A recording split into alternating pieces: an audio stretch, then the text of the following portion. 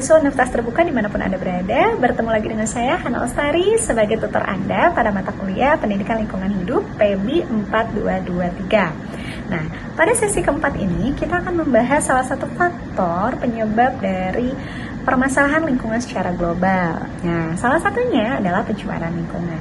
Kita tahu pencemaran lingkungan itu bisa dari segala aspek ya, bisa secara alami, bisa karena aktivitas manusia. Berdasarkan jenisnya, pencemaran itu kita bagi menjadi pencemaran air, pencemaran udara, maupun pencemaran tanah. Nah, kenapa pencemaran lingkungan itu menjadi salah satu faktor penting penyebab dari permasalahan lingkungan secara global? Saya bisa contohkan. Kita contohkan ya, misalnya dari berbagai jenis pencemaran. Dari pencemaran air, kita tahu air yang tercemar, entah itu dari limbah domestik, limbah industri, maupun dari pencemaran logam berat seperti merkuri, kadmium, plumbum, itu akan mempengaruhi ekosistem air laut yang ada di perairan. Nah, itu akan menyebabkan rusaknya terumbu karang yang sangat bermanfaat bagi kehidupan hewan-hewan laut lainnya.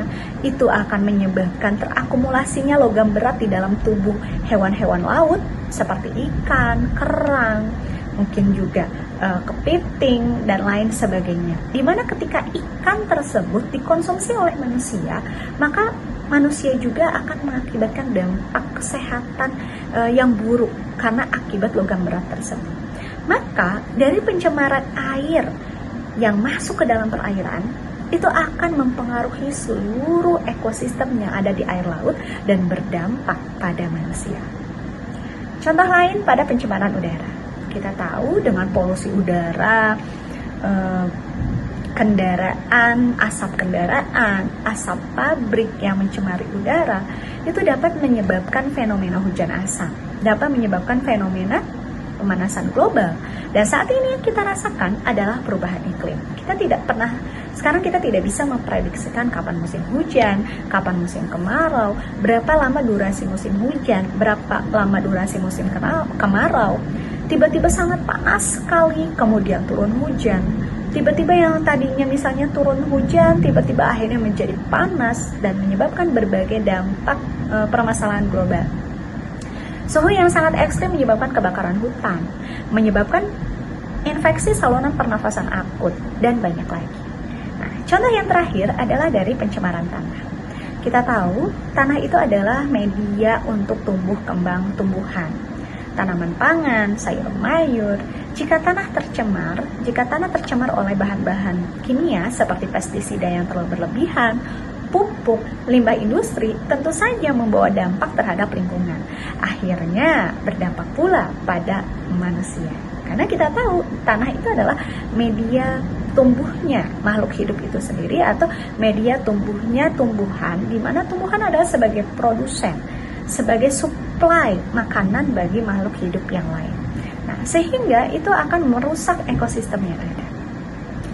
Pada sesi ini, saya harapkan Anda memperbanyak baca sumber-sumber yang relevan, baca juga modul ajar, agar Anda bisa memahami apa sih jenis-jenis dari pencemaran lingkungan, bagaimana cara menganalisis terkait pencemaran lingkungan, bagaimana dampak dari pencemaran lingkungan, bagaimana penanggulangannya, bagaimana keterkaitannya dengan kesehatan lingkungan, dan yang paling penting adalah prinsip kesehatan lingkungan dalam kehidupan sehari-hari.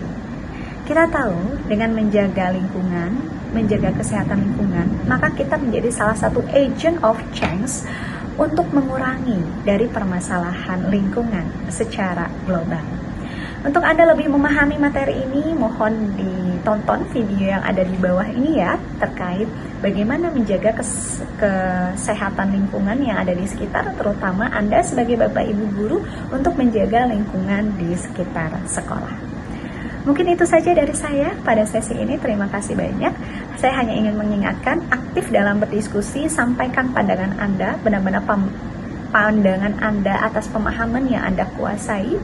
Jika Anda mengambil satu statement dari beberapa referensi, cantumkan referensinya, tidak melakukan plagiasi, tidak juga benar-benar mengcopy paste dari jawaban teman Anda. Saya tunggu jawaban-jawaban terbaik dari diskusi kali ini. Terima kasih banyak. Selamat belajar. Sampai bertemu pada sesi-sesi berikutnya. Assalamualaikum warahmatullahi wabarakatuh.